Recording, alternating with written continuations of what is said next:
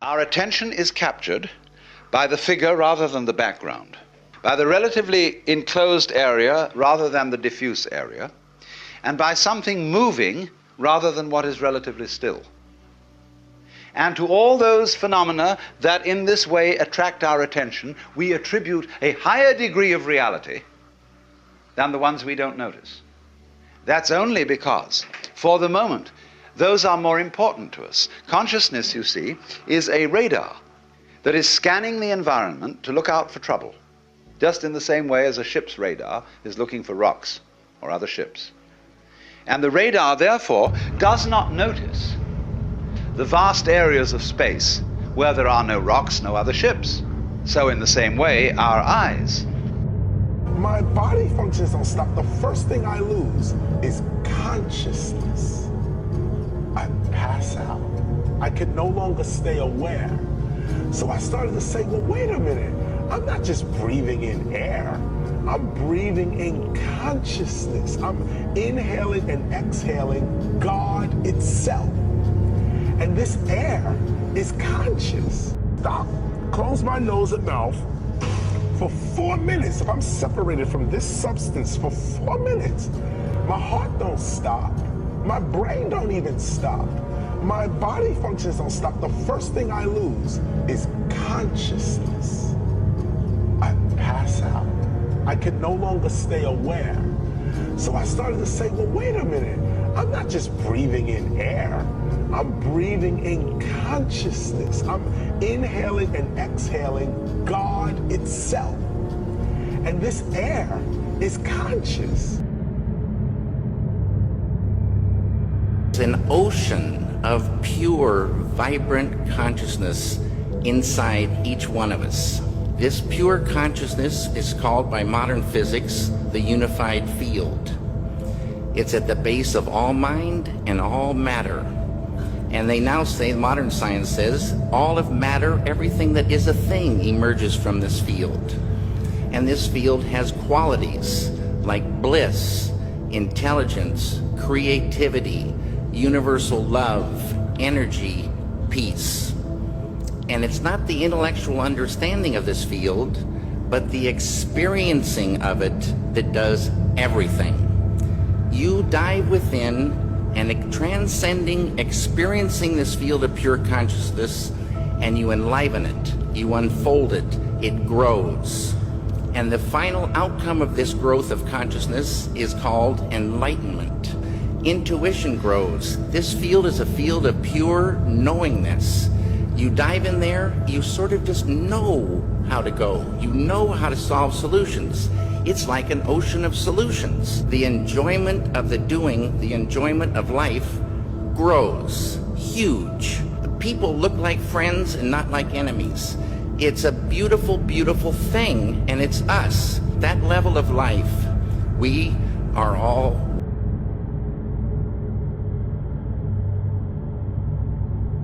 What do you think happens when we die?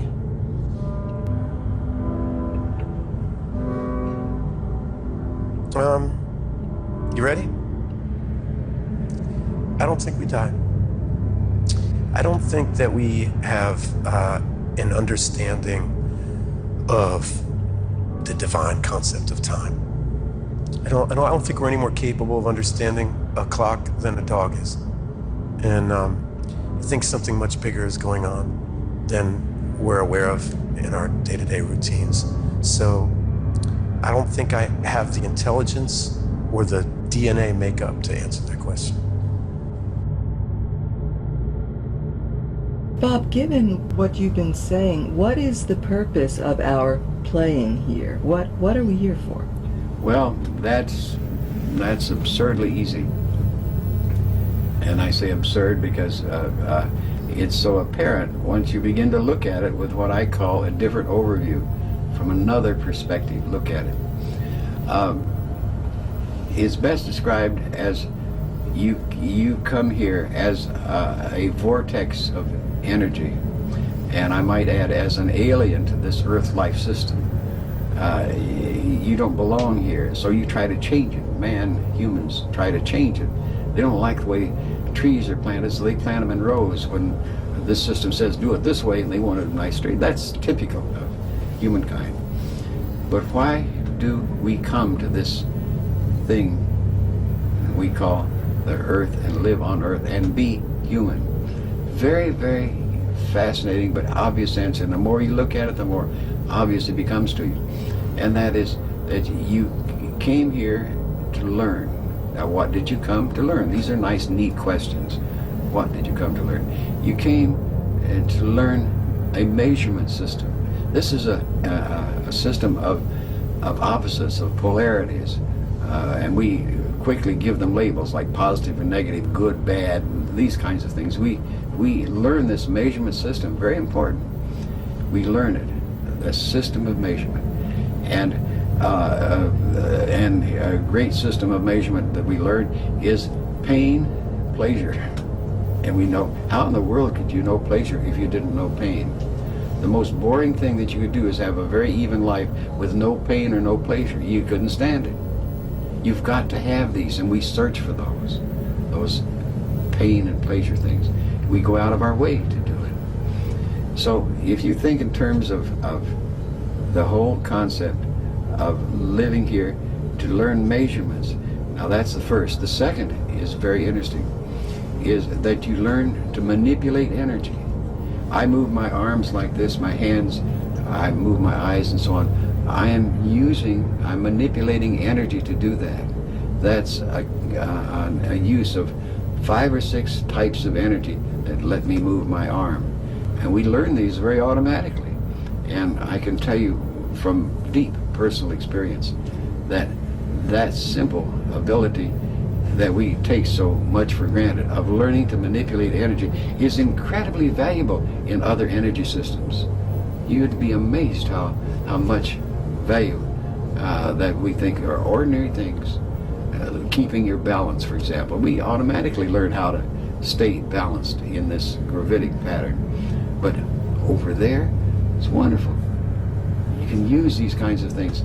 So these are the 2 key things, but the most important thing of all. We come here to learn and acquire an intellect. It's strange. An intellect. And we acquire, intelligence is not enough of the word, an intellect, an analytical ability. We come here to learn that. We use the metaphor left brain. We learn to acquire a left brain by living here and being here. That's the real valuable tool that we come and pick up. So you think that combination puts together a being that is a super being, and that's true.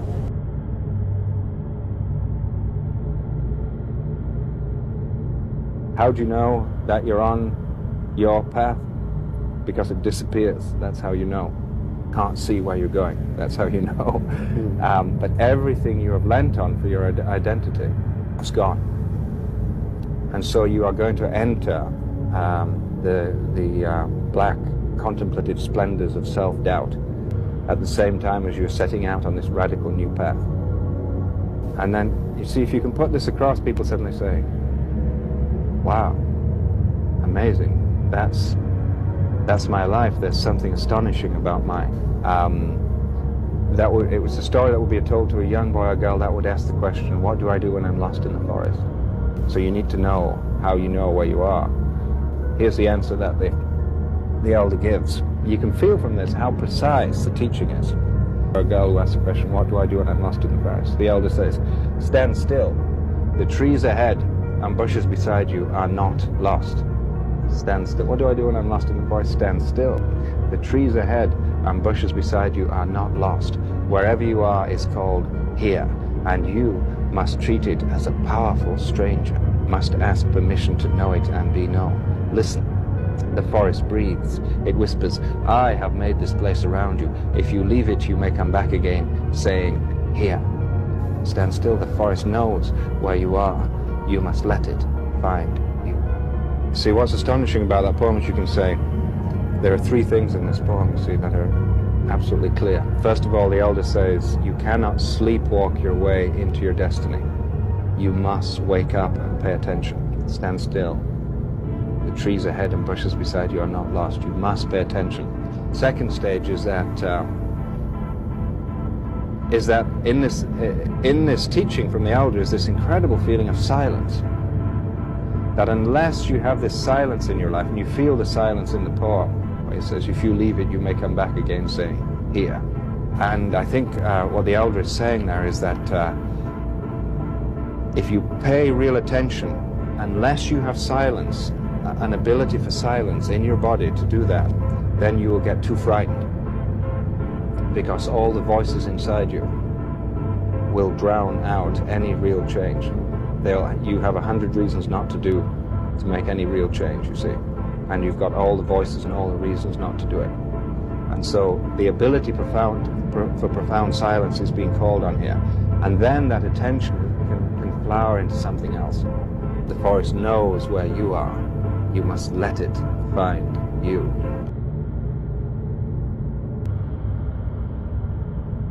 And they think the whole life you think, oh, I'll just keep judging and keeping people at a distance. But guess what? There's this thing in the distance making you think, oh, that you win somehow, that I win somehow by doing that. I'm not saying you, I'm saying me. But then I get to the end of my life and I'll realize, you know what? I didn't win anything by doing that. That was a trick. And the only thing I won was being alone, or being less connected to others, you know. And not only did I miss out, could I miss out on caring about people, but I missed out on feeling probably a lot of the love that people had for me.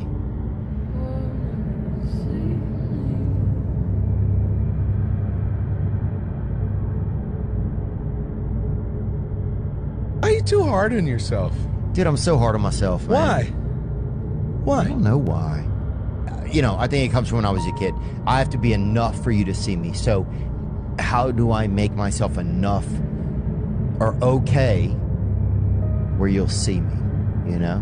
After a while it gets, you know, thinking, do I look okay? Do I seem okay? I just want to fuck it. I'm just tired of the fight, you know? And the fight is just against me. It's like the same thing you're saying. Well, I see you and you're a stud and I love you. You're a killer. Thanks. And there's so many people out there that think the same. Thank you, dude. That's sweet of you to say. Come on.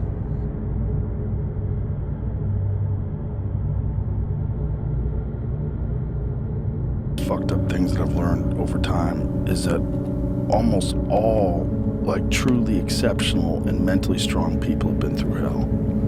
It's very few that put themselves through hell when life is great.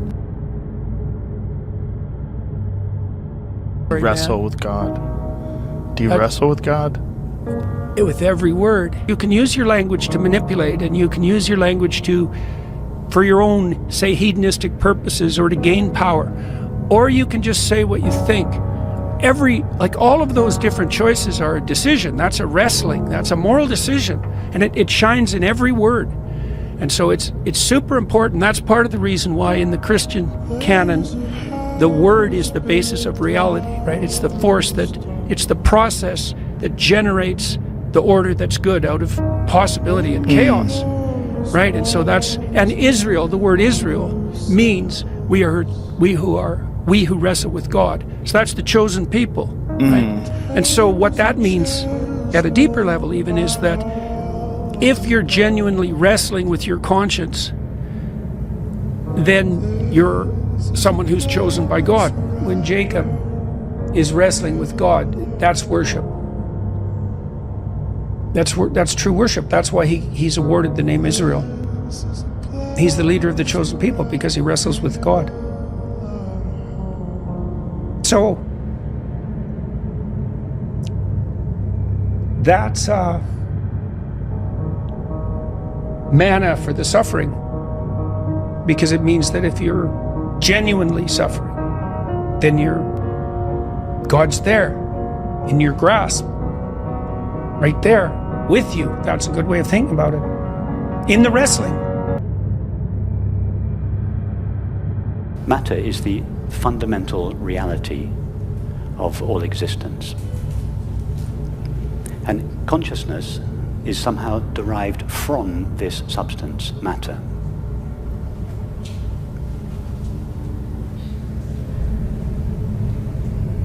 Whether we realize it or not, almost all our thoughts, feelings, activities, and relationships are founded upon this primary assumption.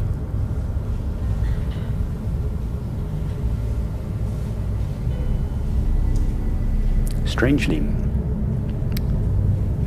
since the invention of the idea of matter a few thousand years ago, we have been looking for it. Scientists are still looking for it. They haven't found it. Many scientists believe that it's just a matter of a few more years and a few more $1 billion, and we will eventually find this stuff called matter. But it is, and philosophers have been thinking about it for over 2,000 years, the nature of this stuff called matter. The fact that nobody has ever once, for a moment, glimpsed this stuff seems not to have much impact on the debate. It is like spending centuries discussing the eating habits of the Loch Ness Monster. The fact that nobody ever saw the Loch Ness Monster is just a detail that seems to have been overlooked. One day we will find it, but in the meantime, let's continue to discuss its eating habits and its mating habits, and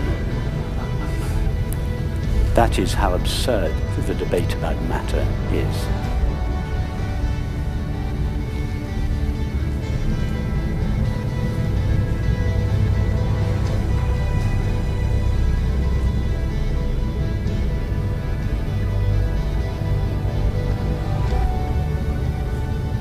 This second most important unanswered question that Peter mentioned last night. What is the hard problem of consciousness? The question as to how can consciousness be derived from matter it's a pseudo question. It's a non-existent question. Did anybody else notice the contradiction in those two questions? The first question, what is the nature of the universe? The second question, how is consciousness derived from matter? Is the contradiction in those two questions not staring us in the face? In the first question, the first most important unanswered question, what is the nature of the universe? We acknowledge that we don't know what the nature of the universe is. In the second question, how is consciousness derived from matter? We've made a huge leap of faith. We've presumed the stuff called matter, having already acknowledged in the previous question that we have no idea what the universe is made of. And then we ask the question, how is consciousness derived from it? I mean, do you have to be an astrophysicist to notice the contradiction there?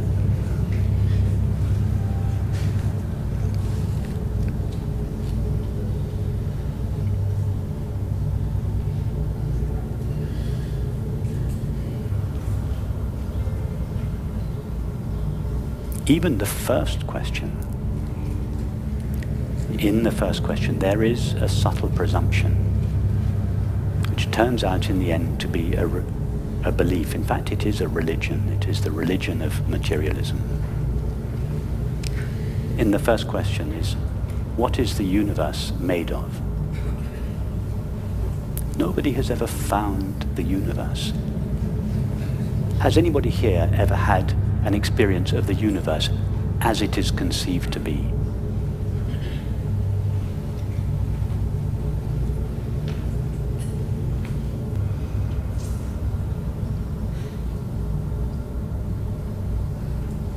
So what are we exploring when we try to explore the nature of the universe? We're trying to explore something which we don't experience. All we know of a universe is a series of fleeting perceptions.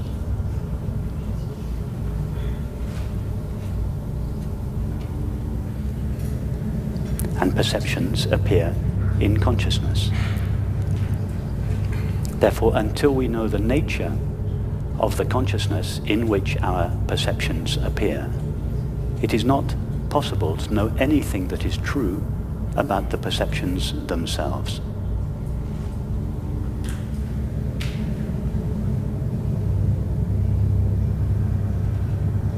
That is why I believe that one day the science of physics, the highest science, will no longer be considered the science of physics. It will be the science of consciousness, the new science of consciousness. Because until we know the nature of consciousness, it is not possible to know the nature of anything that appears within it. Until we know the nature of the knowing with which we know our experience, it is not possible to know anything true about the known.